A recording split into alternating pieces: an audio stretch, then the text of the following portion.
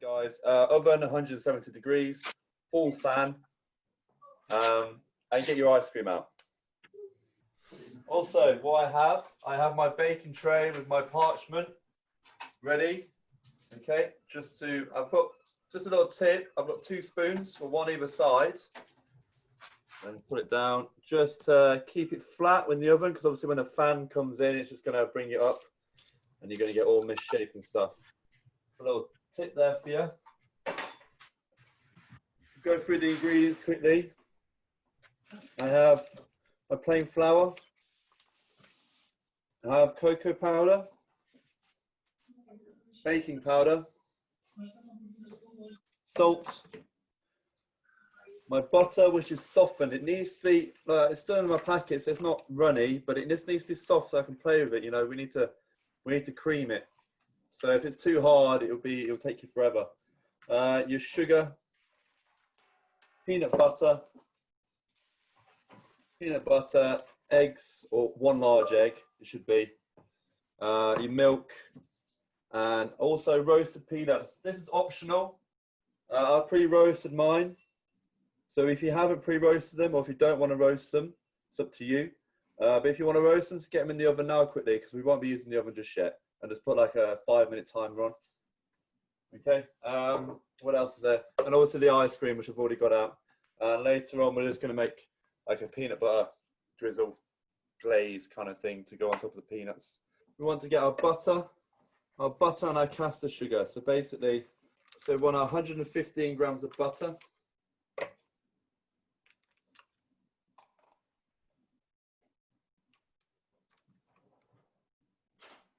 Okay, that's good. And our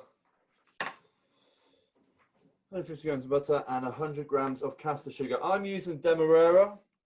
The only reason I'm using Demerara is because I've got it to hand. But caster sugar, Demerara, I wouldn't go really more softer than that. Like the soft dark brownie, because it might be a bit too strong. But either one of these 2 is fine. Look at that. 100 grams of sugar.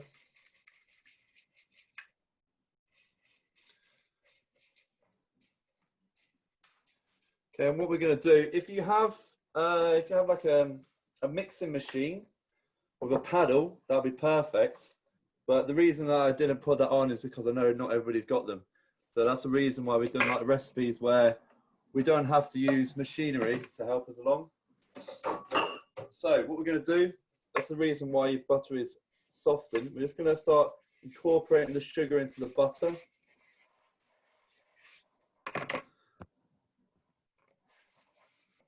I'm just pushing it down, trying to get that right into the butter so it doesn't go everywhere. And once we've got that, we're just going to start being a bit more rough with it. We're going to start beating it around a bit. Basically, we want to try and dissolve the sugar into the butter. We want to try and cream the butter slightly. Okay, this is going to take a couple of minutes.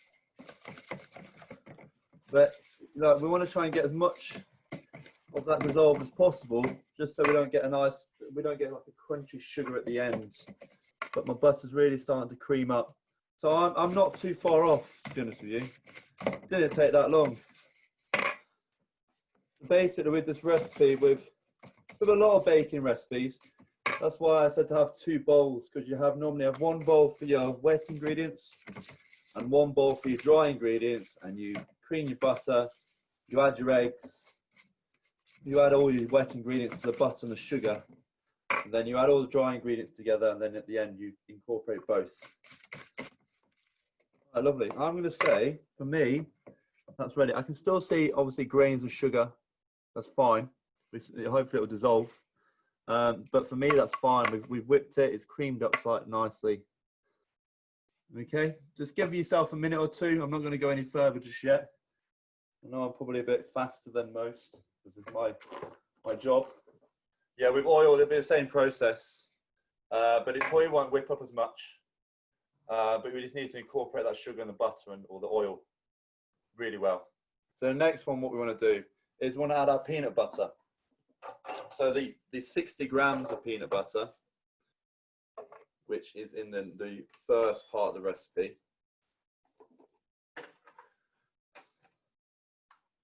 Okay, I've got good old Sun Pat, crunchy. The reason I got crunchy is that I wanted a bit more of a texture when after baking, but smooth's absolutely fine.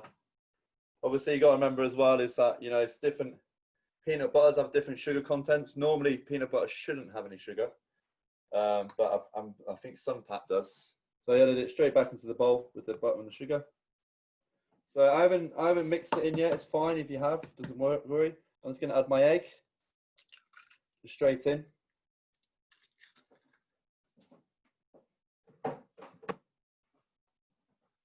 Also, your vanilla. Get that in there now as well.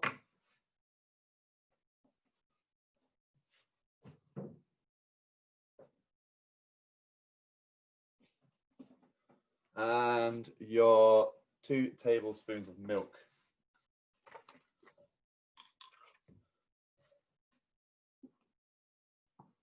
So now all your wet ingredients are in one bowl here. So be careful, because once you got the egg and the milk, just slowly turn it round, you know, until you see it nicely coming together. If you start beating it too much right now, it's just going to go everywhere. So a nice little stir. Might look like it's splitting because of the butter. Sometimes with the liquid, it can seem like it's splitting, which it is, but don't worry about that. Once we weigh out the dry ingredients and we add this to the dry ingredients, that'll bring it all back together. So right now, what we're looking for is just make sure that's nicely incorporated together.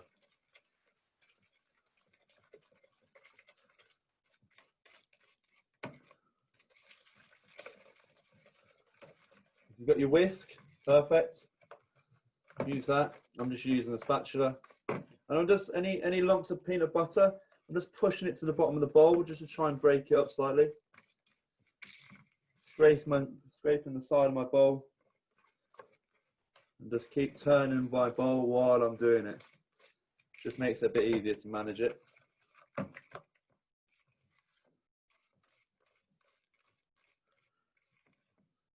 Okay, look, mine looks like it's completely split in here. I don't know how well you can see that, but like I say, it doesn't matter. Obviously, fats and liquids, you find it very difficult to go together, so that's why they generally split each other, or the liquid more splits the fat. With this as well, when we do the recipe, you'll find it's a kind of a nice a firmish texture. You'll be able to ball it, but if you want to do this in the future and you want to go get ahead, you can roll it into like a ballantine or like a tube, cling film it, freeze it, and then when you want some, just chop them, bake them. Absolutely perfect like that. And then you get consistency as well. Okay, so I'm going to put this to one side. I'm going to get my second bowl. So we got 190 grams of flour, 42 grams of cocoa powder. It's going to be nice and chocolatey.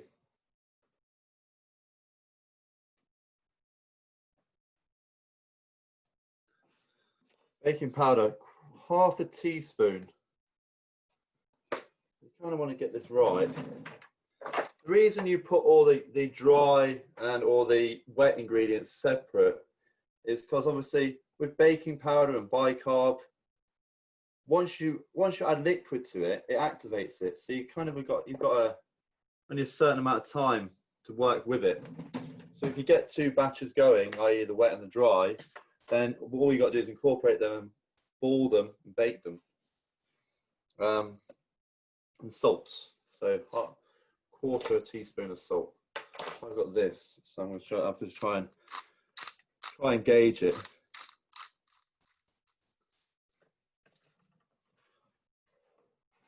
Oh, lovely. So, also, your nuts can go in now as well.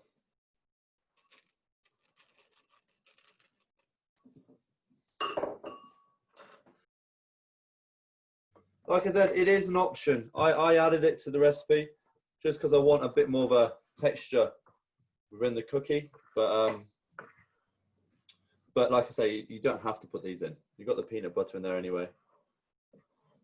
So yeah, just nicely roll it around the bowl, making sure all the flour and the cocoa powder. The reason I'm using the back of the spoon again is just to try and flatten some of those lumps out that we didn't sieve.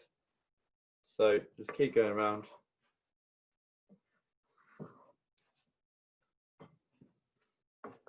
Okay, and you shouldn't be able to see any white parts. It should be all the same color. So now we got one bowl with our dry, one bowl with our wet. So we're gonna just add half of the dry to the wet. It doesn't have to be perfect, the half, but you know, I just want to incorporate some of the dry into the fat and butter first before we try and add all of it. Right, I'm just using the spatula again, just going around, or your wooden spoon. Always go around the edge, scraping the bottoms.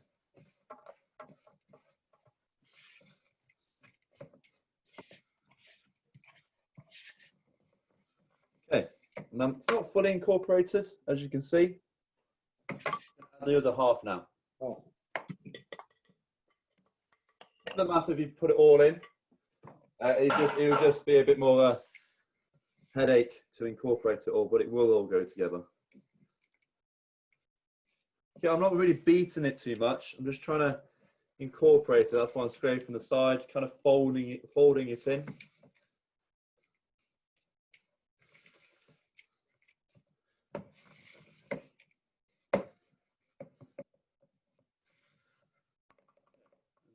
This back in I go. I'm going to try and get all that stickiness away first before I introduce my hands. Scraping the bottom of the bowl, always scraping your sides, getting all the ingredients together.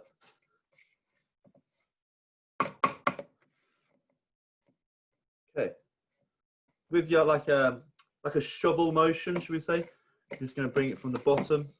And then just keep doing that for a second.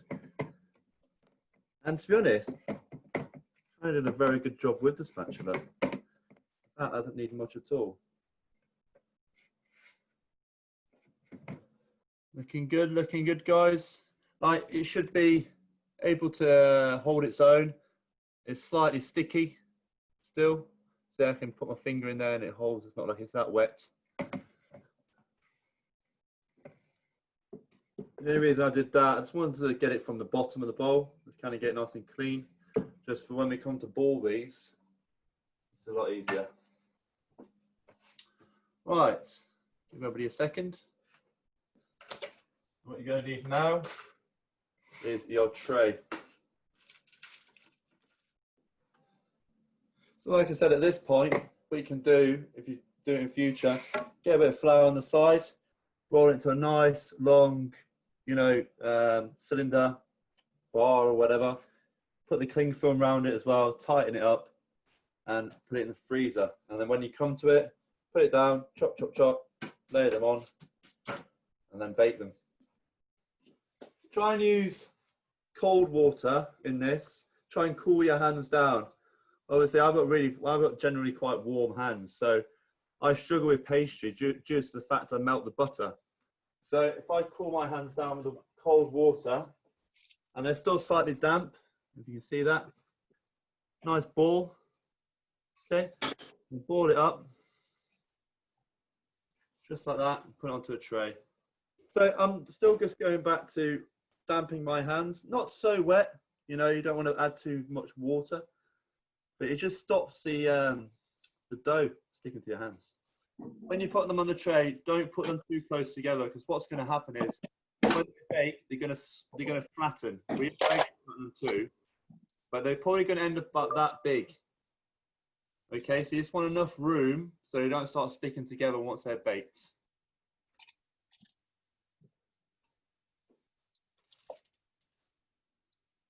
Six. Yeah, I reckon on my tray, but I've got quite a small tray. I'd rather bake less and not have them stick together than trying to cram too many on and, you know, end up with one massive cookie. What we'll find is, I'm just going to make sure they're not too, put them away. Lovely. On the spoons, wet that slightly. I'm just going to push it down. Okay, a little squeeze down. All right, you're looking probably about ½ an inch thick still. Obviously, if you just want like a nice one bite ice cream sandwich, you can make these really small, and then you could have them tiny little, two tiny little cookies, ice cream, bang, they're lovely. A little treat or something, but I'm going for nice 3 to 4 bites.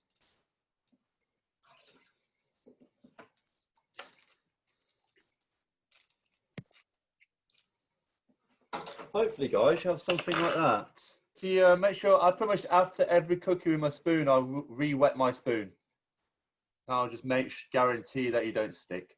With the recipe, it says, well, the recipe I've got, it says 10 minutes, 10 to 12, because I don't know how your ovens are. My oven, it could be all different. So we'll do 8, and then we'll probably have to do it for another 4. Right, 8 minutes, let's try that. That one's done. While they're in the oven, I'm going to start beating our ice cream. So get a bowl.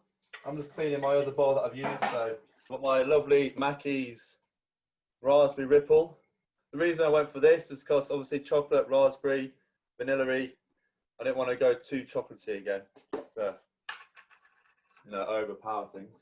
Whatever you want, really. So get it into the bowl.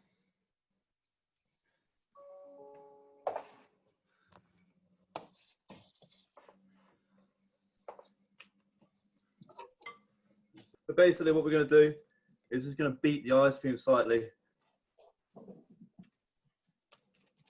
And then get mine straight back in the freezer, because as you can see, it's melting too quick. The reason we're beating the ice cream is obviously keep an eye on it. If it starts melting too much, get it back in the freezer, take it out, beat it again. It's just so it's easier to work with the ice cream. You wouldn't want like a solid ice cream to have to work with to put in between the cookies.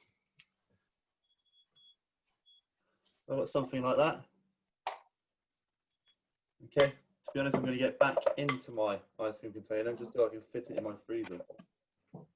That's it all done. We're just waiting for the cookies now. We're going to make a little peanut butter drizzle. Basically, what I'm going to do is as simple as a spoon of the peanut butter in a bowl, warm water, and we're just going to let it down. That's all. So I'm going to add a little bit of water, and same again. I'm literally doing the same technique again with regards to how I'm incorporating water into, or liquids into solids. You know, I'm just taking my time, just trying to fold it in together, letting it come together.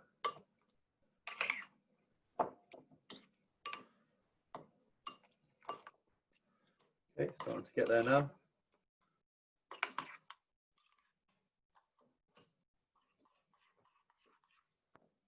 The reason you use hot water is just for the fats of the peanuts, really. If you start using cold, it's going to take a lot longer to do what you want it to do.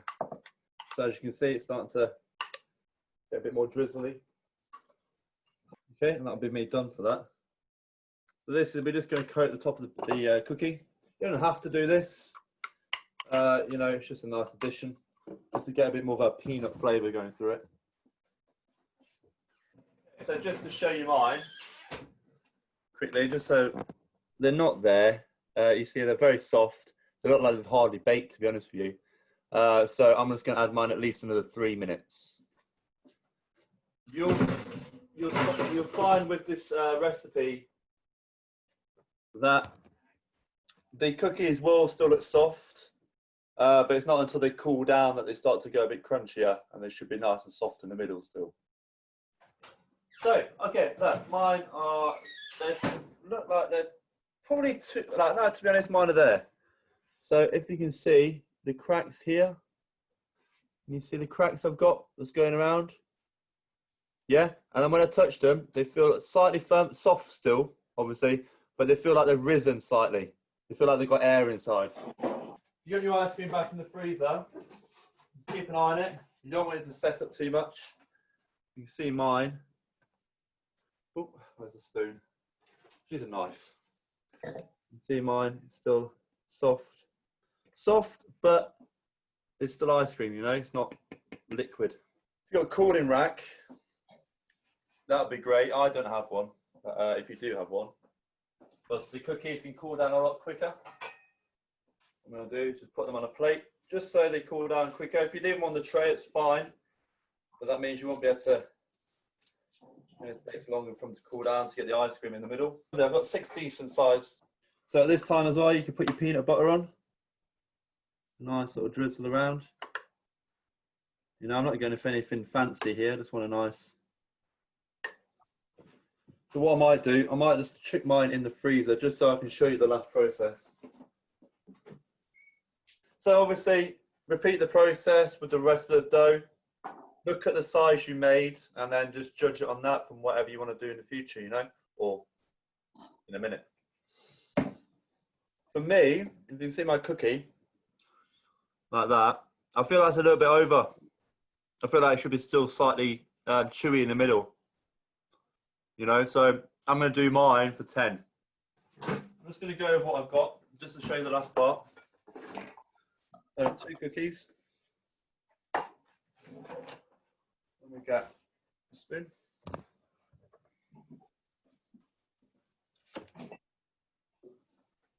A plate. So that's going to go upside down. Like that. Nice dollop. And what you want to do is just put it into the center of the cookie. God, it's cool. See, mine in future as well. Maybe I could have gone a bit smaller on the cookie, and then in half.